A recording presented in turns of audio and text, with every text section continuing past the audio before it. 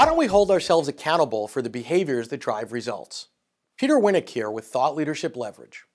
Accountability is one of the big buzzwords du jour, and it's certainly a powerful idea. But what's the underlying concept we're talking about here, and how can we apply it?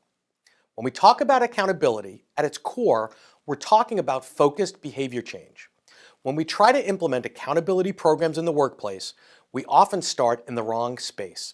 We have no issue holding someone accountable for missing a deadline, but we rarely hold them accountable for actions that erode trust or respect amongst the team.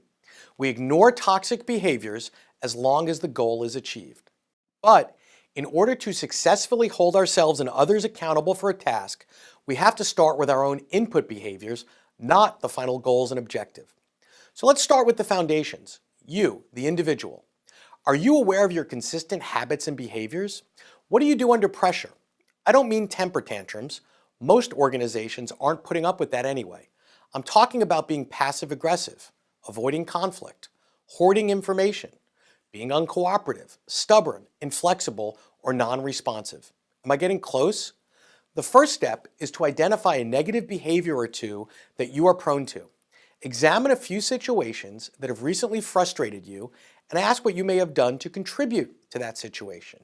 Second, be transparent about the habit and ask your team to hold you accountable when you display those behaviors.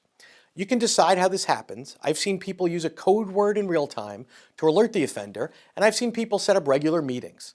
Chances are your coworkers are already aware of your negative behaviors, and allowing them to engage in the process will only help you succeed. Imagine if your finance group was not only responsible for cash flow projections and paying vendors in a timely manner, but did so without the sarcasm. What if your head of marketing cut out the passive-aggressive emails and executed the campaign flawlessly as well?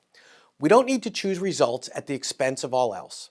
Start with a minor behavioral issue to get comfortable with the process. Once you've tasted a bit of success, you can move on to a more challenging behavior.